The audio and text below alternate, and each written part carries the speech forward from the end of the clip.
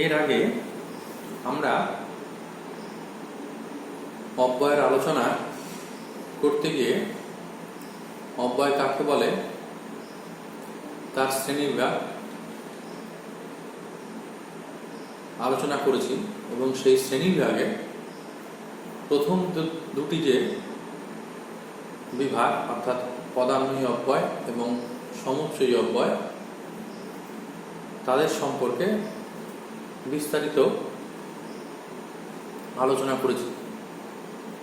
আজকে আমরা অব্যয়ের অপর দুটি যে বিভাগ অর্থাৎ কিনা অনন্বয়ী অব্যয় এবং ধন্যাত্মক অব্যয় এই দুটো নিয়ে আলোচনা করব।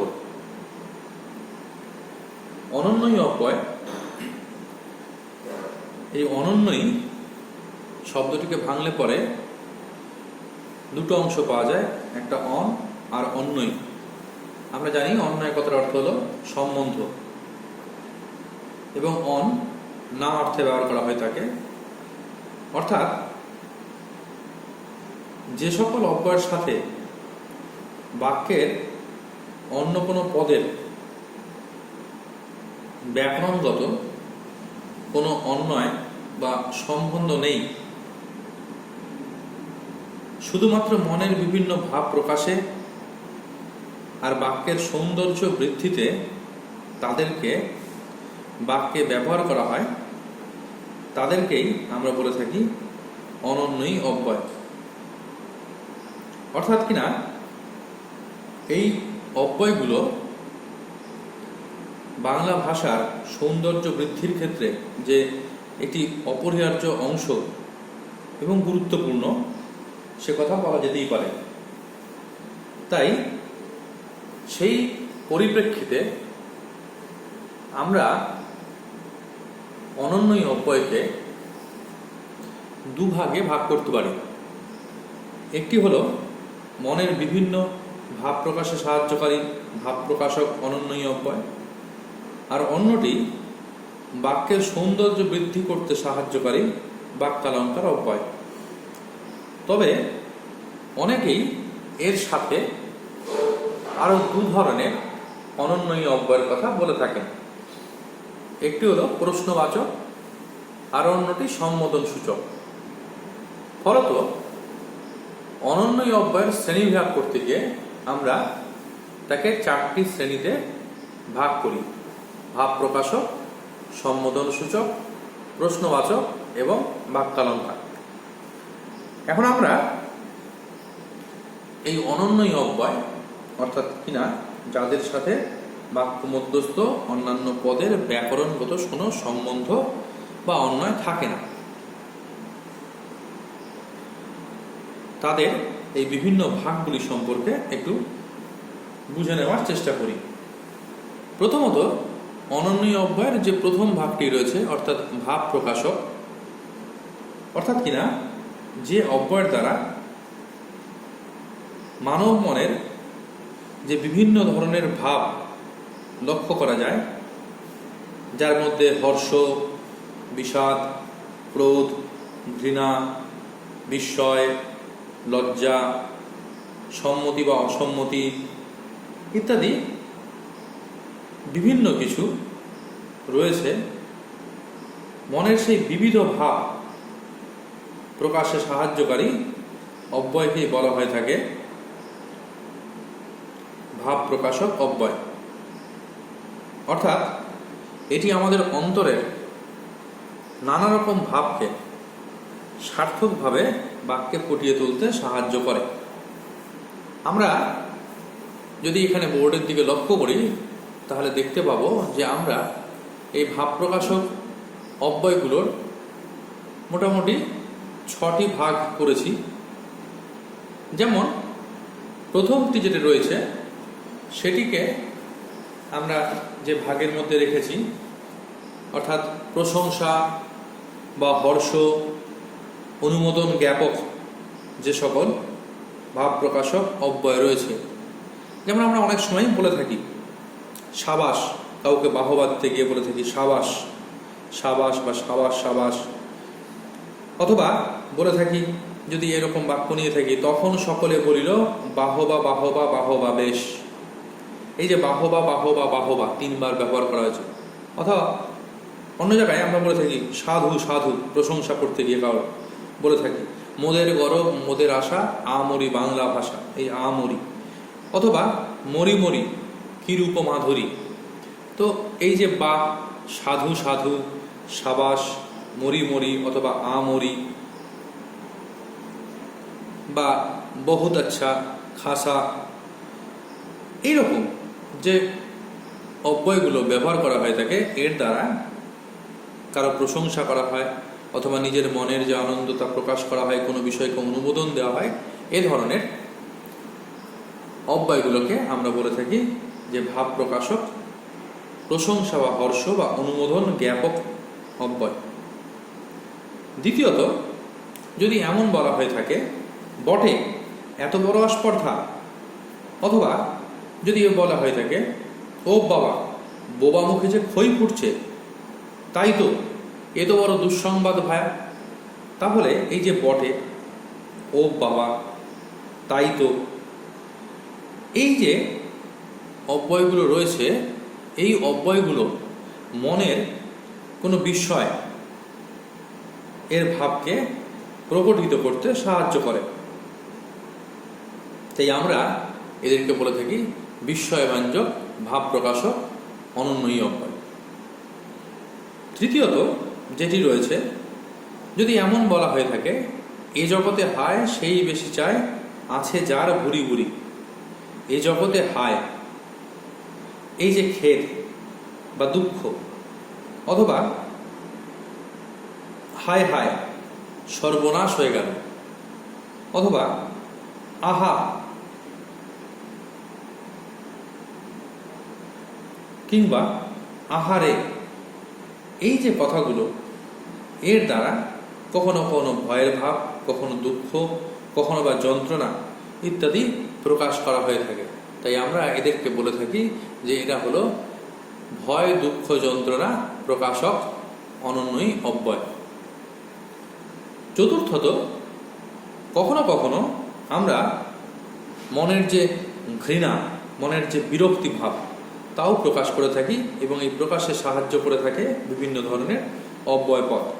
যেমন যদি বলা হয়ে থাকে ধিক ধিক শতধিক তোরে, এই যে ধিক ধিক, ছি ছি, এ কথা মুখে আনতে আছে, ছি ছি।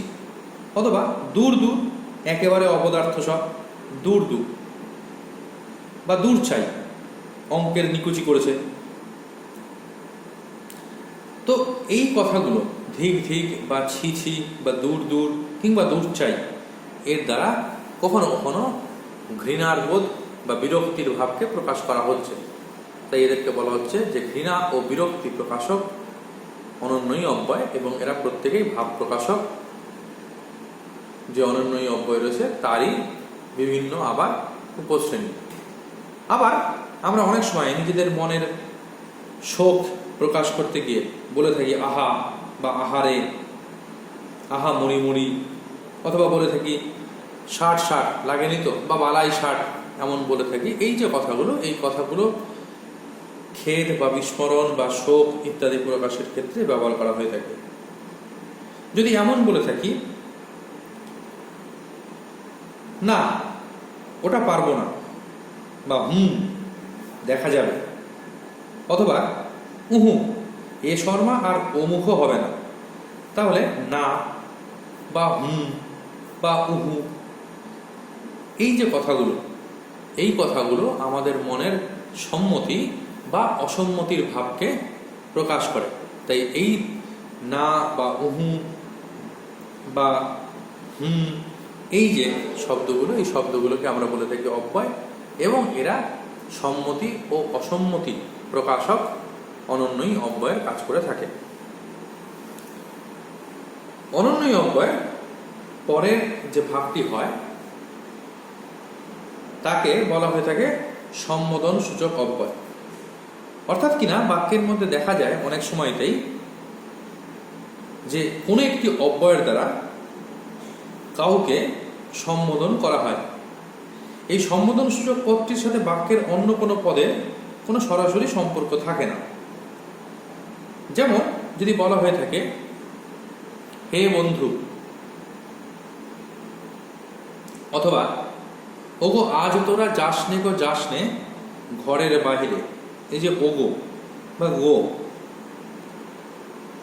অথবা যদি বলা হয়ে থাকে অনেক সময় রে প্রমত্ত মন মম, মধুসূদনের কবিতায় ব্যবহৃত, তাই রে অর্থাৎ ওই যে হে বা ওহে বা রে বা ওগো বা গো, কিংবা যদি এমন বলা হয়ে থাকে অনেক সময় চলতি কথায় বা গানে বা কবিতায়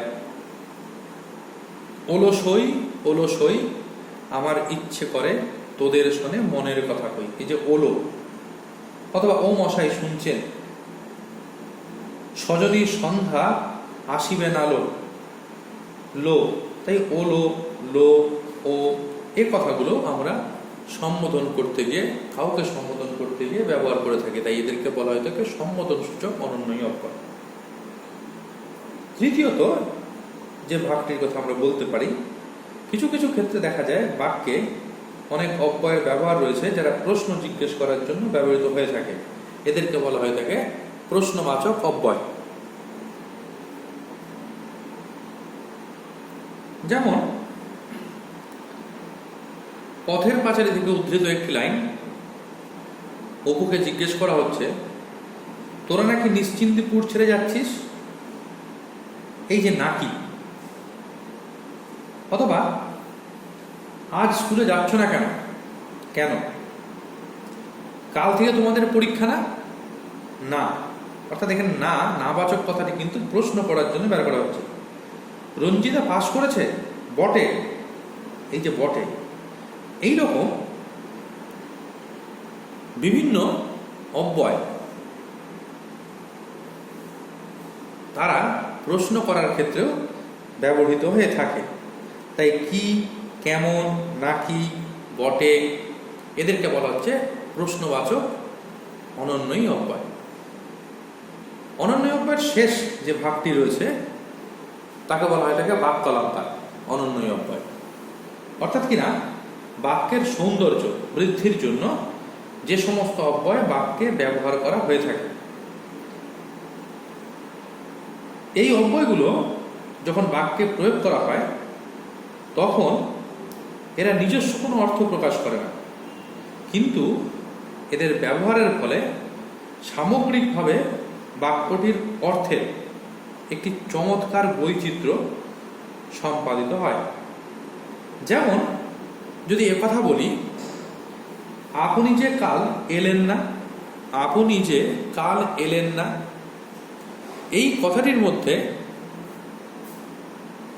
বক্তা যাকে জিজ্ঞাসা করছে তার সাথে তার যে সম্পর্ক তার থেকে অনেক বেশি গভীরতর সম্পর্ক আপনতার সৃষ্টি হয় যখন আমরা এমনটা বলি আপনি যে কাল বড় এলেন না। এই বড় কথাটি এর আলাদা কোনো অর্থ, নিজস্ব অর্থ নেই, কিন্তু কথাটা বলার ফলে মনে হলো যে যিনি প্রশ্ন করছেন, যিনি জিজ্ঞাসা করছেন, তিনি যাকে উদ্দেশ্য করে কথাটি বলেছেন তার আশাটা খুব, তার আগমনের চিন্তা তার মনে খুব ছিল, তিনি চেয়েছিলেন মনে প্রাণে হয়তো যে উক্ত ব্যক্তিটি আসুক। অথবা যদি এমন বলা হয়ে থাকে এ মেয়ে মেয়ে নয় দেবতা নিশ্চয়, এ মেয়ে মেয়ে নয় দেবতা নিশ্চয়, এই কথাটিকেই আমরা অনেক সুন্দর করে গুছিয়ে বলতে পারি এ তো মেয়ে মেয়ে নয় দেবতা নিশ্চয়। অথবা যদি বলে থাকি কত দিনের দেখা কত রূপের মাঝে, ঠিক এই বাক্যটিকে কত দিনের দেখা কত রূপের মাঝে, এই বাক্যটিকে আরো অনেক বেশি সুন্দর মনে হয় যখন আমরা এমনটা বলি কত না দিনের দেখা কত না রূপের মাঝে। তাহলে এই বাক্যগুলোর মধ্যে বড় বা তো বা না, এই যে অব্যয়গুলো যখন ব্যবহার করা হচ্ছে তখন দেখা যাচ্ছে যে এই অব্যয়গুলো এই বাক্যগুলোকে অনেক বেশি করে সুন্দর করে বা সাজিয়ে তুলতে, বৈচিত্র্য নিয়ে আসতে সাহায্য করেছে। তাই এদেরকে বলা হয় এরা হলো বাক্যালঙ্কার অব্যয়। প্রসঙ্গত আবার বলে দিই যে একই অব্যয় পদ বিভিন্ন জায়গায় বিভিন্নভাবে ব্যবহৃত হতে পারে,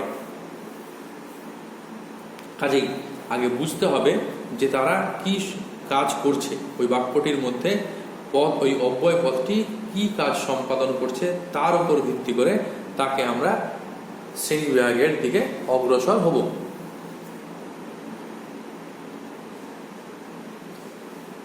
অব্যয়ের আলোচনায় শেষ যে ভাগটি রয়েছে তা হলো ধন্যাত্মক অব্যয়। আসলে এই অব্যয়গুলো কতগুলো ধন্যাত্মক শব্দ, যারা বাস্তব ধ্বনির ব্যঞ্জনা দেয় কিংবা অনুভূতিগ্রাহ্য কোনো সূক্ষ্ম ভাব প্রকাশে সাহায্য করে থাকে। অর্থাৎ ধন্যাত্মক অব্যয় বলতে আমরা সেই সকল অব্যয়ের কথা বলতে পারি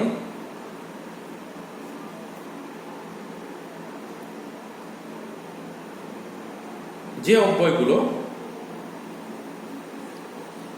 বাস্তব ধ্বনির ব্যঞ্জনা দেয় কিংবা অনুভূতিগ্রাহ্য অনির্বচনীয় কোনো সূক্ষ্ম ভাব বা অবস্থার দ্যোতনা দেয়, তাদেরকেই বলা হয়ে থাকে ধন্যাত্মক বা অনুকার অব্যয়। ধন্যাত্মক শব্দ বাংলা ভাষার একটি বিশিষ্ট সম্পদ। তার কারণ অল্প পরিসরের মধ্যে ভাবের অব্যর্থ এবং সার্থক চিত্রধর্মিতা ফুটিয়ে তুলতে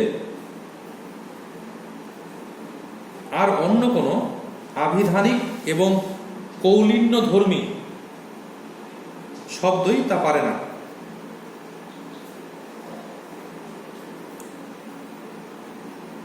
বিশ্বকবি রবীন্দ্রনাথ তাই এ প্রসঙ্গে বলেছিলেন যে ধ্বনির অনুকরণে ধ্বনির বর্ণনা ইংরেজি ভাষাতেও রয়েছে, কিন্তু বাংলা ভাষার একটি অদ্ভুত বিশেষত্ব আছে। কারণ যে সকল অনুভূতি শ্রুতিগ্রাহ্য নহে আমরা তাকেও ধ্বনিরূপে বর্ণনা করে থাকি। অর্থাৎ কিনা শুধুমাত্র শ্রবণযোগ্য নয়, অনুভূতিগ্রাহ্য বিষয়কেও আমরা ধ্বনির রূপ দিয়েছি। তাই ধন্যাত্মক অব্যয়গুলোকে আমরা দুভাগে ভাগ করে থাকি। একটিকে বলতে পারি অনুকার বা যা শ্রুতিগ্রাহ্য ধন্যাত্মক শব্দ, আরেকটিকে বলা হয়ে থাকে ভাবদ্যোতক বা যা আমাদের অনুভূতির কথা, সেই ভাবদ্যোতক ধন্যাত্মক শব্দ। তো প্রথমে আমরা আসছি অনুকার ধন্যাত্মক বা যেগুলি, যে সকল অব্যয়গুলি ধ্বনির অনুকরণে জাত, মানে শব্দ বা আওয়াজের অনুকরণে সৃষ্ট হয়েছে এবং শ্রুতিগ্রাহ্য, তাদেরকে আমরা বলে থাকি অনুকার ধন্যাত্মক। এরা কখনো কখনো বাক্যের মধ্যে এককভাবে বসে, কখনো বা আবার দ্বিত্ব প্রয়োগ দেখা যায়, তবে সাধারণত এদের দ্বিত্ব প্রয়োগ বেশি হয়ে থাকে। যেমন আজি ঝড়ো ঝড়ো মুখর বাদর দিন, এই যে ঝড়ো ঝড়ো বৃষ্টির আওয়াজ, শোঁ শোঁ করে বাতাস বইছে, ধিন ধিন করে নাচছে, তাই ঝড়ো ঝড়ো শোঁ শোঁ ধিন ধিন ইত্যাদি। অন্যদিকে আবার কিছু অব্যয় রয়েছে যেখানে বাস্তব কোনো ধ্বনির প্রকাশ ঘটে না, শুধুমাত্র সূক্ষ্ম অনুভূতিগ্রাহ্য যে ভাবের দ্যোতনা সেটাই প্রকাশ পায়, তাদেরকে বলা হয়ে থাকে ভাবদ্যোতক ধন্যাত্মক। যেমন যদি বলা হয়ে থাকে যে কনকনে শীত পড়েছে, টকটকে লাল ফুল, তো এইরকম যে অব্যয়গুলো বাক্যের মধ্যে ব্যবহৃত হয়ে থাকে তাদেরকে আমরা বলে থাকি ভাব প্রকাশক। ভাব প্রকাশকের আরো অনেক রকমের উদাহরণ আমরা দিতে পারি এবং বিভিন্ন অর্থে সেই ভাব প্রকাশক অব্যয় ব্যবহার করা হয়ে থাকে। যেমন কখনো শূন্যতা বা পূর্ণতা বোঝাতে গিয়ে ভাব প্রকাশক অব্যয় ব্যবহার করা হয়ে থাকে। যেমন জল থই থই করছে, মাঠ খাখা করছে বা ঘর খাখা করছে, তাহলে খাখা বা থই থই এরা শূন্যতা বা পূর্ণতা উভয়কে বোঝায়। তো এইরকম বর্ণ বৈচিত্র্যের জন্য কখনো করা হয়ে থাকে, যেমন আমরা বলেছিলাম টকটকে বা টুকটুকে বা মিশমিশে কালো ইত্যাদি। আমরা এদের উদাহরণ দিতে পারি। যদি সংক্ষেপে বলতে হয় তাহলে বলা যায় যে এই যে ভাব প্রকাশক ধর্মাত্মক অব্যয়গুলো রয়েছে তারা কখনো কখনো বাক্যের মধ্যে বিশেষ্য রূপে ব্যবহৃত হয়, কখনো বা বিশেষণ রূপে ব্যবহৃত হয়, কখনো বা ক্রিয়া বিশেষণ রূপে ব্যবহৃত হয়, এরকম বিভিন্নভাবে ব্যবহার করা হতে পারে। যেমন যদি আমরা বলে থাকি যে বিশেষ্য রূপে ব্যবহৃত কোন একটি ভাব প্রকাশক ধর্মাত্মকের অব্যয় যদি উদাহরণ দিতে হয় তাহলে আমরা বলতেই পারি যেমন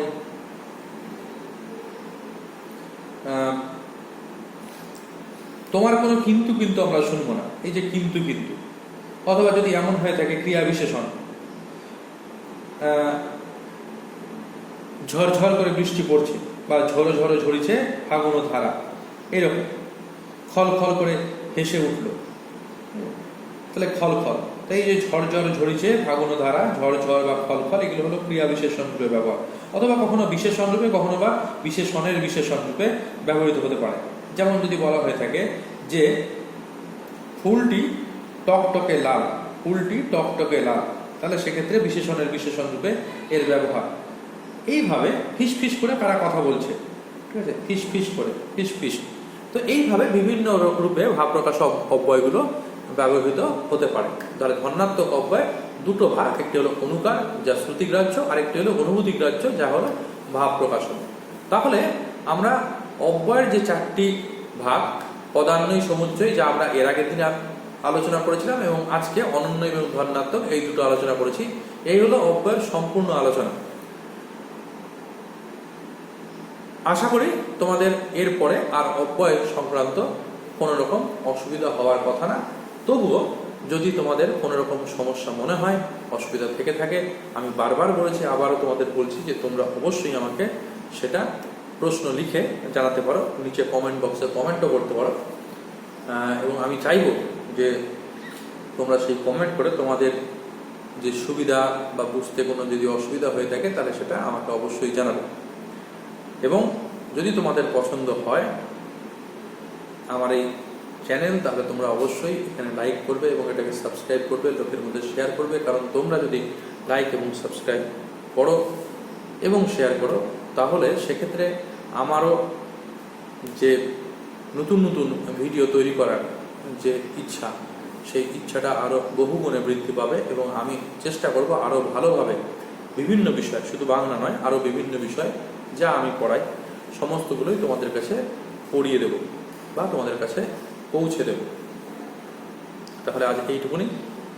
আগামী কোনো পর্বে আবার কোনো নতুন বিষয় নিয়ে দেখা হবে।